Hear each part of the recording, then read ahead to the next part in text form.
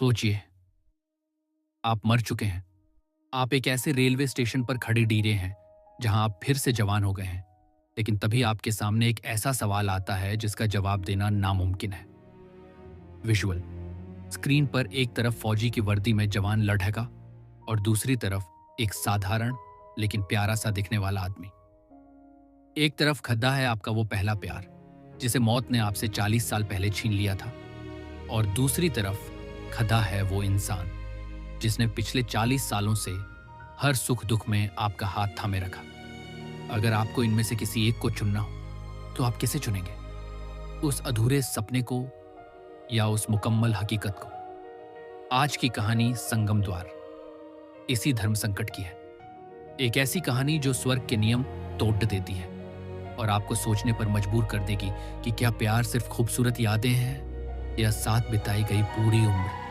चलिए शुरू करते हैं आज का सफर। कहानी शुरू होती है राघव और मीरा से, जिनकी शादी को 40 साल हो चुके हैं। वे अपने पोते के जन्मदिन की पार्टी में जा रहे हैं, लेकिन रास्ते में गाड़ी के अंदर दोनों के बीच पुरानी बातों को लेकर तीखी बहस हो रही है। बहस इतनी बढ़ जाती है कि राघव का ध्यान सड़क से हट जाता है और उनकी कार एक ट्रक से टकरा जाती है। राघव की जब आंख खुलती है तो वह खुद को एक भव्य और पुराने जमाने के रेलवे स्टेशन पर पाता है। वहां हर कोई सफेद कपड़ों में है। वह घबराकर यहां वहां भागता है। तभी उसे ईशा मिलती है, जो उसकी मार्गदर्शक आफ्टर लाइफ कोऑर्डिनेटर है। ईशा उसे आईना दिखाती है। राघव अब 70 साल का बुजुर्ग नहीं बल्कि 25 साल का नौजवान दिख रहा है। ईशा बताती है, यह संगम द्वार है। यहाँ पहुंचते ही इंसान अपने जीवन के उस पड़ाव के रूप में आ जाता है जब वह सबसे ज्यादा खुश था। अभिमन्यु की वापसी राघव को पता चलता है कि वह मर चुका है, लेकिन उसका मन मीरा में अटका है। कुछ ही दिनों बाद मीरा भी वहां पहुंचती है। राघव उसे गले लगाने दौड़ता है, लेकिन तभी वहां एक और शख्स की एंट्री होती है, अभिमन्यु। अभिमन्यु मीरा का पहला पति था, जो शादी के मात्र 2 महीने बाद सरहद पर शहीद हो गया था। वो पिछले 40 सालों से इसी स्टेशन पर मीरा का इंतजार कर रहा था। भारतीय संस्कृति के हिसाब से मीरा के लिए यह एक धर्म संकट बन जाता है। एक तरफ उसका वह अधूरा प्यार है जिसकी याद में उसने सालों आंसू बहाए, और दूसरी तरफ राघव है जिसके साथ उसने अपनी पूरी उम्र, बच्चे और गृहस्थी बिताई। 2 जिंदगियों का ट्रायल नियमों के अनुसार मीरा को किसी एक को चुनना होगा। मार्गदर्शक ईशा एक विशेष अनुमति दिलवाती है। मीरा दोनों के साथ कुछ समय बिताकर देख सकती है कि वह अपनी अनंत काल की जिंदगी किसके साथ बिताना चाहती है।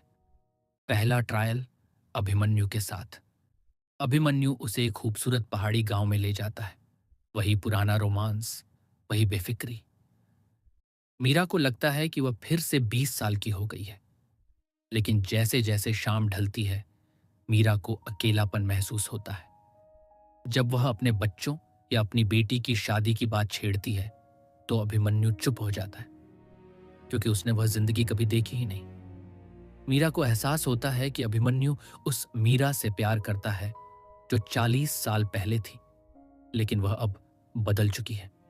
दूसरा ट्रायल राघव के साथ। राघव उसे एक साधारण से भारतीय मोहल्ले में ले जाता है, जो बिल्कुल उनके पुराने घर जैसा है। वहां चाय की महक है, पड़ोसियों की आवाज़ें हैं। राघव और मीरा फिर से वही छोटी छोटी बातों पर नोक झोंक करने लगते हैं। राघव उसे याद दिलाता है कि कैसे उन्होंने गरीबी में दिन काटे थे और कैसे बच्चों को पालने के लिए अपनी खुशियां कुर्बान की थी।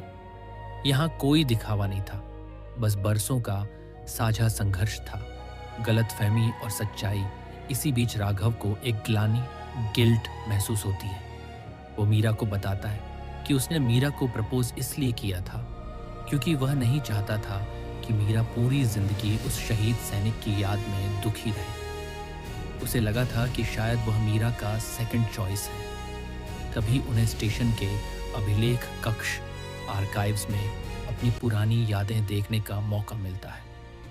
वहां मीरा देखती है कि जब वह बीमार थी या जब वह बूढ़ी हो रही थी, तब राघव ने उसकी कितनी सेवा की थी। प्यार सिर्फ जवान चेहरों और फूलों में नहीं था, बल्कि उन झुर्रियों वाले हाथों को थामने में था। क्लाइमैक्स, मीरा का चुनाव आखिरी फैसले का दिन आता है। अभिमन्यु उसे अपनी पवित्र यादों की दुहाई देता है, जबकि राघव पीछे हट जाता है। राघव कहता है, मीरा, तुम अभिमन्यु को चुनो, क्योंकि उसके साथ तुम्हारी यादें सिर्फ खुशियों की हैं। मेरे साथ तो तुमने सिर्फ दुख और जिम्मेदारियां देखी हैं। मीरा मुस्कुराती है और राघव का हाथ पकड़ लेती है। वह कहती है, अभिमन्यु, मेरा वो सपना था जो अधूरा रह गया, लेकिन राघव, तुम मेरी वो हकीकत हो जिसने मुझे पूरा किया। प्यार सिर्फ उस इंसान के साथ नहीं होता जिसके साथ हम हंसते हैं। प्यार उस इंसान के साथ होता है जिसके साथ हम बूढ़े होना चाहते हैं। अंत, नियमों का उल्लंघन। नियमों के मुताबिक एक बार स्वर्ग की दिशा चुन लेने पर आप लौट नहीं सकते, लेकिन मीरा और राघव स्टेशन के प्रतिबंधित द्वार से भाग निकलते हैं। वे किसी आलीशान स्वर्ग को नहीं, बल्कि उसी पुराने भारतीय मोहल्ले वाली जिंदगी को चुनते हैं। कहानी के अंत में हम देखते हैं कि स्टेशन पर राघव अब बार टेंडर का काम नहीं कर रहा, बल्कि मीरा के साथ अपने उसी छोटे से घर के बरामदे में बैठा चाय पी रहा है। वे अब भी छोटी छोटी बातों पर बहस कर रहे हैं, लेकिन अब उनके पास एक दूसरे के लिए पूरा अनंत काल, इटर्निटी है। अगर आपको यह कहानी पसंद आए तो वीडियो को लाइक करें और ऐसी ही बेहतरीन कहानियों के लिए चैनल को सब्सक्राइब करना न भूलें।